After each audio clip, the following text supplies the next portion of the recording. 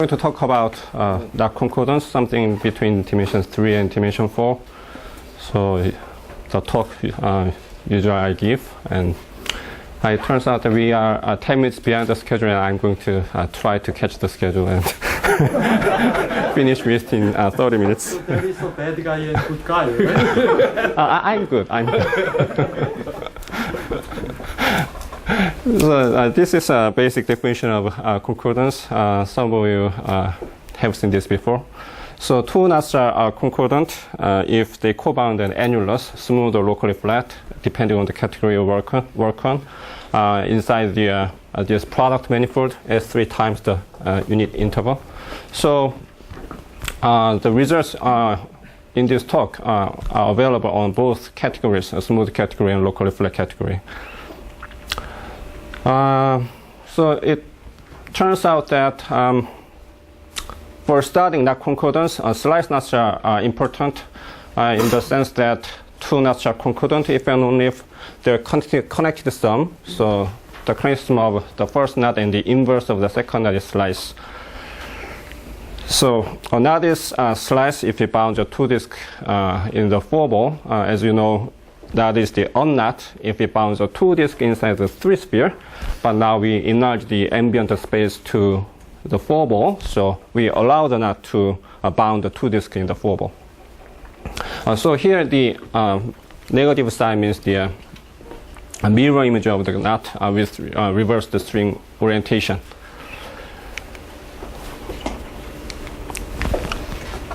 Then concordance is an equivalence relation on knots. So we collect equivalence classes called concordance classes.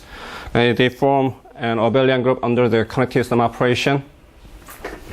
And because the monoid of isotopic classes of knots itself is a countable set, it is a countable abelian group. And in this group, the trivial, the identity element is the class of slice knots, which is the same as the class of unknot. And we have the inverse like this. So it originates from, knot concordance originates from Fox and Miller, maybe in the 50s. So it's been 50 years or 60 years since then. And the most important question, one of the most important questions is to classify the structure of the knot concordance group. So I'm going to explain why this is important in a few minutes later. But first, this group is very large in the sense that it has a huge homomorphic image. So it's subject to this abelian group, which has the infinite rank in particular. So it is very large. And that surjection is not an injection.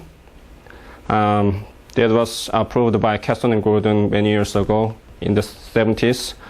So still we are trying to understand the kernel of this homomorphism.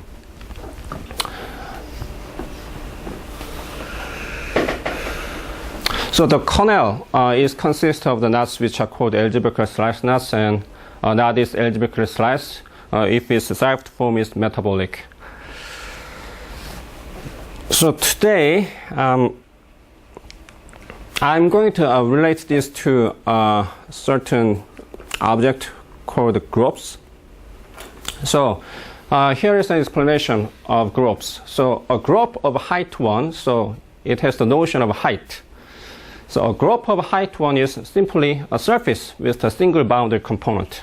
So you can think of this circle as just a standard circle for the moment. And you have a surface, then is a grope of height 1. And to get a grope of height 2, which is too complex, just attach surfaces along the curves of the previous surface where those curves form a symplectic basis of the curves on this surface. So if you have a genus 1 surface on the first stage, then you have two curves for the symplectic basis. Then you need to attach two surfaces to get a grope of height 2. And in this picture, the second stage surfaces have genus 1 again. Then to get a group of height 3, now you have two curves for this surface and two curves for this surface, so you need to attach 4 surfaces to this surface to get a group of height 3. So actually this kind of group is called a symmetric group, and there are variant definitions of groups. So in today's talk I'm going to work with a symmetric group like this, and in the literature given by some people like Friedman and Quinn, and they use usually the notion of capped groups, but today I'm not going to use the caps, so just group without caps. So this is just a simple 2 complex, similar to surfaces. So why is this important? It is an essential tool for studying 4 manifolds. So the notion of groups, we got it in the 70s, and as you know, in the 80s we got this revolutionary works by Friedman and Donners for 4 manifolds, and in particular Friedman extended topological surgery theory and topological S-covariance theorem to dimension 4. And the essential part of this theory is the disk embedding theorem. So if you have an immersed disk, then if you can turn that immersed disk into an embedded disk in dimension 4, then you can make the theory work. So this is a so-called pi-1 disk lemma by Friedman. I just got this from Friedman's paper, and here you see just the reason I got this lemma on this slide is that to show that the notion of group is essential for studying 4 manifolds. So I'm not going to explain what is a capped group or whatever this means, but anyway, many theories and theorems, they are described in terms of groups. Okay, so I said I'm going to try to catch up the schedule. So how do you use this group in the concordance? Actually, this group is the bounding a group. This property is preserved under concordance relation. So if you have 2 concordant knots, and if one knot bounds a group of a certain height, then the other knot, which is concordant to the first knot, that also bounds a group of the same height. And because we have a cipher surface, clearly every knot bounds a group of a height 1. And it turns out that, so the question is, if we have a knot, then we want to know if it bounds a group of arbitrary height. Height 2, height 3, and height 4. Of course, if it bounds a group of height 4, then if it bounds a group of height 3, so we have this relation between these subgroups.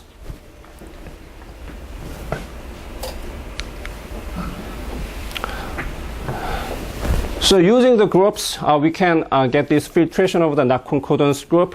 And about, so this work by Konkuk and Teichner appeared in the late 90s and published in 2003, and it turns out that this filtration reflects the classical invariance at lower stages.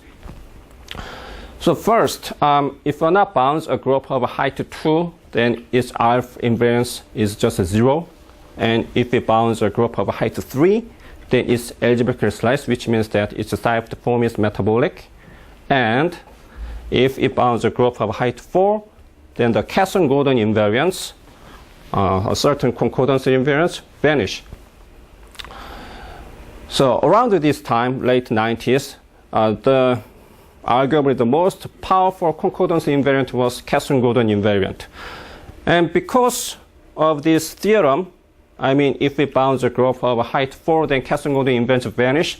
So with classical invariance, we cannot see the structure inside G4. So we have no obstructions for not to bounding a group of higher height beyond 4.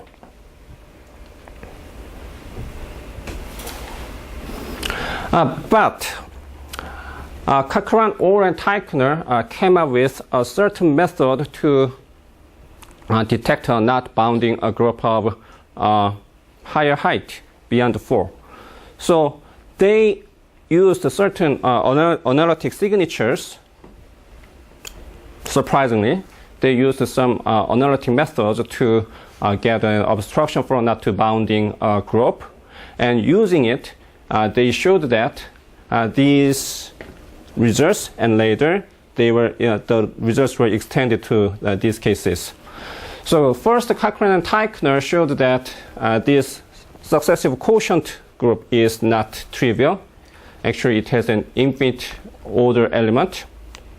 And then later, Pirot-Horn showed that the quotient group has infinite rank subgroup. And this year, Hae-Jin Jang, a former student of Professor Jae-Chun Cha, showed that the quotient group has this subgroup. So we have a very complicated and interesting structure inside this filtration. So this is the main theorem of my talk.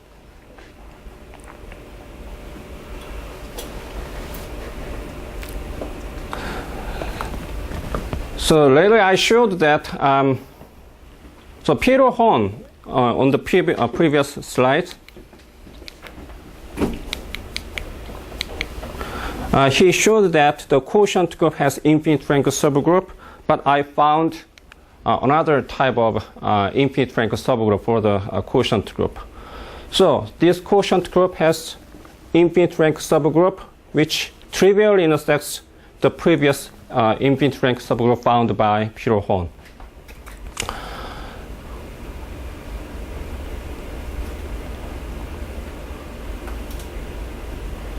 So is it total free?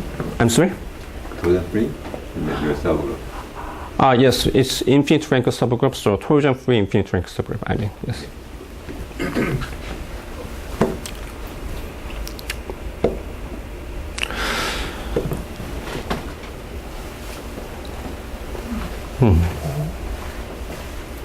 Right, so actually I was going to talk about the difference between his method and my method, but first I will talk about some general thing. So first, to prove the main theorem, we need to, of course, construct some examples.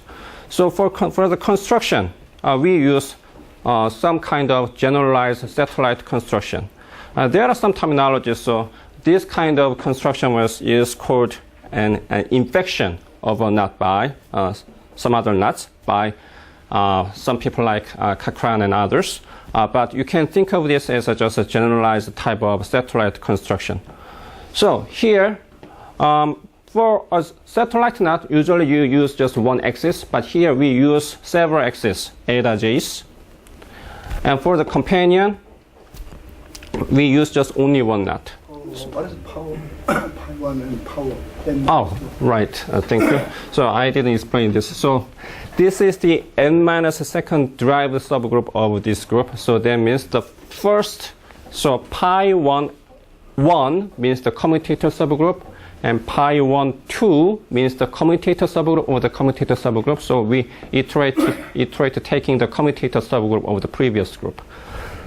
Sorry.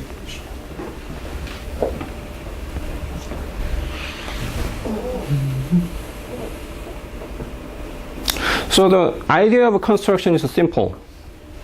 Just you take some curves inside the complement of the given the k, such that they form an unlink, and then just remove the open tubular neighborhood of these circles, and then glue in the complement of this knot in S3. So actually we need to use L copies of the knot complement of this knot JI. But here, the difficult technical part is actually finding the correct set of eta j's. But this is so complicated, so I'm not going to go into it too much. But here comes the actual difference between my method and Peter Holmes' method. So there are basically two types of methods. So to find this, there is a so-called iterated doubling operator. So first, you take the these x's inside the knot complement so that they are just the commutators of the fundamental group. And then you just somehow iterate this process. But the original idea of Cochran or Teichner was not that. So there is somehow very complicated combinatorial way to find these x's. So I'm not going to go into it too much, but this is the most complicated and technical part. But except for that, the other thing is just a kind of standard way of constructing a satellite knot. So where does the number L comes from? How many? Oh, right. That's a part of the technical part. This L is so huge.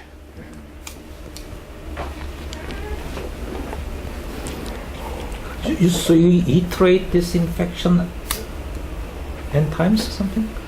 No, this is just one time. Just one time? Because we find these x's deep inside this fundamental group, satisfying this condition. So we need to do this process just once. You found them. Yes. Oh, okay. Okay.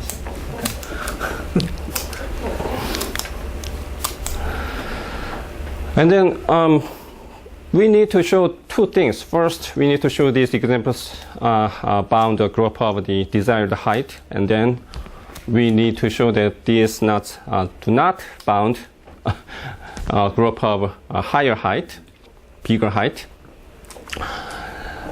So first, to show that they bound a group of a certain height, that is not so difficult. There's a well-known method by Cochran and Teichner, so this is very easy. Not so difficult.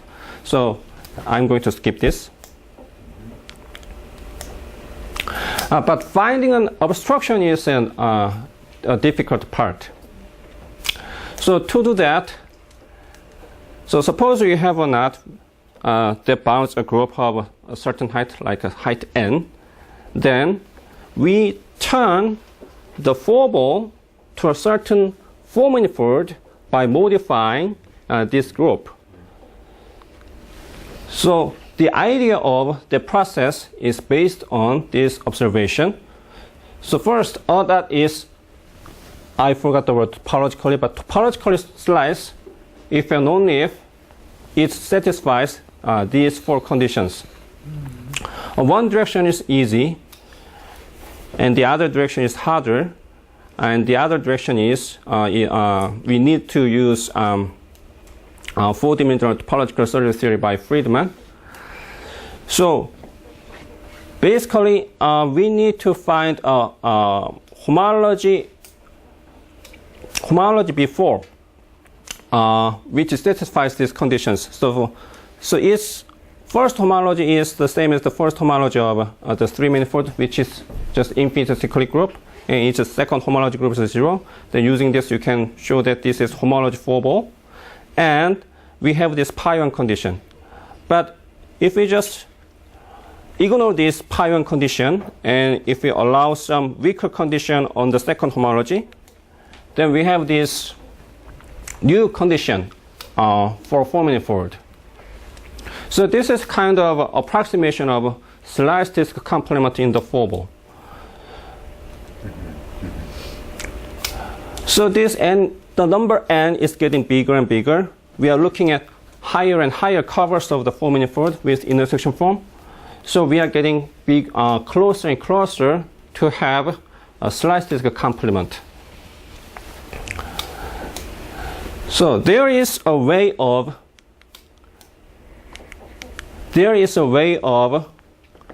to turn the foreball to an n solution if the case that the knot bounds a group of height n plus 2.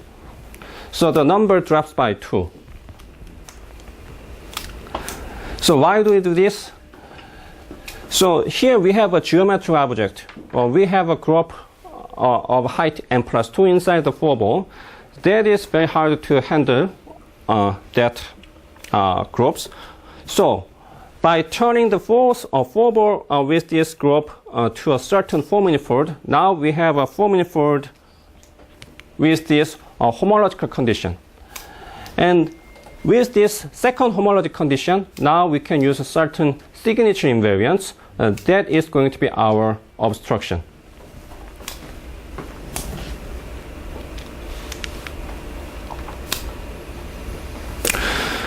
So we have a group of filtration, and then using the group, we construct a new 4 manifold which is called an N solution. So we have another type of solver filtration, and these two filtrations have this relation, and we are going to have an obstruction for Fn. So if a knot is not in Fn, then that means that knot does not bound a group of height n plus 2. So that is going to be our obstruction. So how do we obstruct a knot to being in Fn? We use this certain analytic signature invariant, which was known for 3 manifolds before. That was came up with Chigger and Gromov in the 70s and 80s. But for this finding a slicing obstruction and for finding an obstruction for a knot to being in Fn, we need to develop some more theory, and that was done by these people in the 90s and some years ago. And so first, if you look at this theorem, then this target group gamma for the representation should satisfy certain conditions like amenable group and lying in Straber's class DR, whatever they mean, certain technical conditions. But first, abelian groups satisfy this condition, and if you iterate extending those abelian groups by abelian groups, then they also satisfy these conditions. So there are a huge number of target groups which satisfy these groups, these conditions. First, Cochran, Orr, and Teichner showed that polytorsion-free abelian groups, so-called polytorsion-free abelian groups, satisfy this condition, and this full condition became available by Professor Jae-chun Cha a few years ago. The work was based on Professor Jae-chun Cha and Orr's work on amenable signature theorem. So, anyway, simply speaking, so if we have a representation to this target group, that means we are going to take the gamma cover of this 3 manifold, and if we extend to this certain 4 manifold, then again we can take the gamma cover of the W. Then we can take the equivalent intersection form on the second homology, as we saw before, and then we want to take the signature invariance, but from linear algebra, if we have a finite dimensional complex vector space, then we diagonalize it and we count the number of positive eigenvalues and negative eigenvalues. We take the difference and we get the signature. But unfortunately, this is an infinite group, so after taking the cover, we have infinite dimensional complex vector spaces up there. So the ordinary signature theorem doesn't work. But in functional analysis, we have many ways of dealing with infinite dimensional spaces. So from the functional analysis technique, we can define so-called von Neumann dimension invariant for those stuff. And using that, we can come up with certain signature invariants, which are called von Neumann row invariants or L2 signature defects. So this is our obstruction. So how does it work? As I said, first, we construct an example starting with the slice knot, and the technically difficult part is to finding the right axis. But after finding those right axis, we do satellite construction, so we get an example. And then we can show that it bounds a group of the desired height using Cochran and Tychon's work. And finally, the most difficult part is to show that they do not bound a group of height n+1. And to do that, we use this theorem.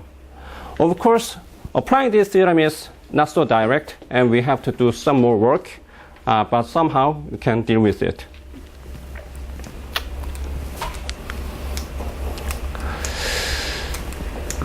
So for the rest of the parts, just I'm going to talk about some other related stuff.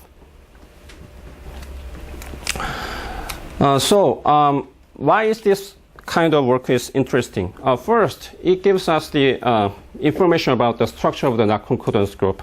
We have the filtrations, group filtration, and solver filtration of the non-concordance group. And now we know that the successive quotients of the filtration are not trivial.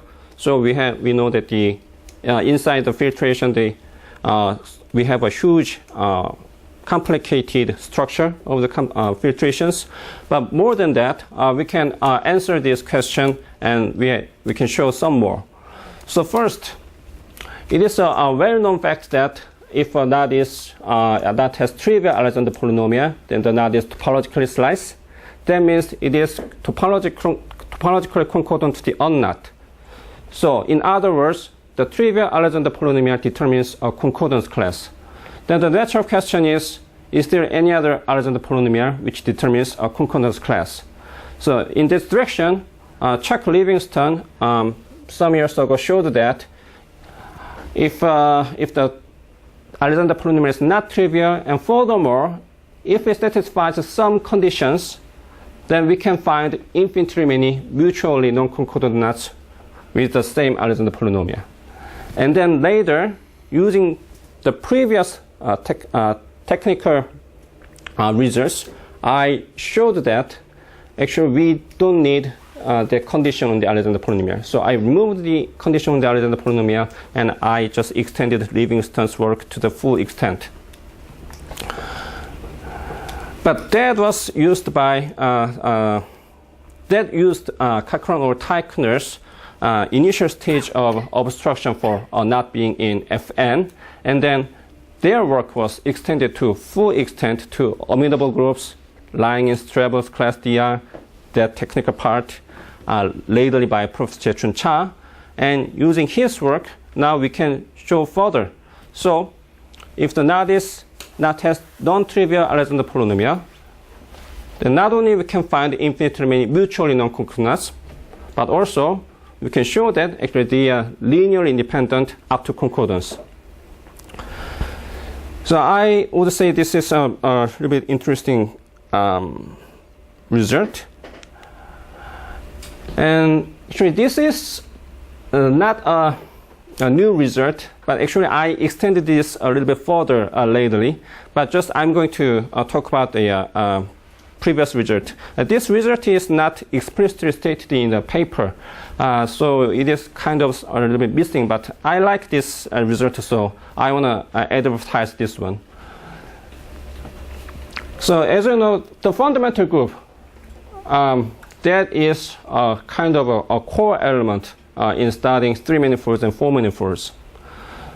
And in that direction, Cochran showed that if the Alexander polynomial is not trivial, then this quotient of the success terms of the derived series is not trivial.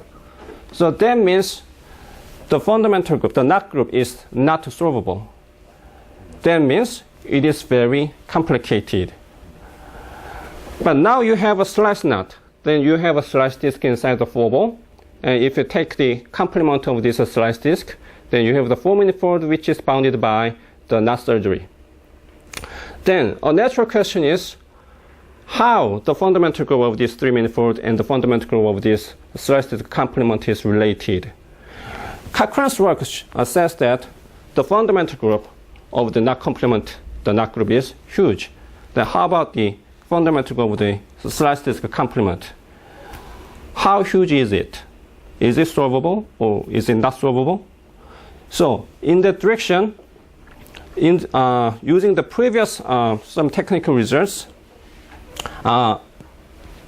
first Cochrane and Teichner showed a partial result, and Cochrane and myself extended to the full extent and showed the following. So if you have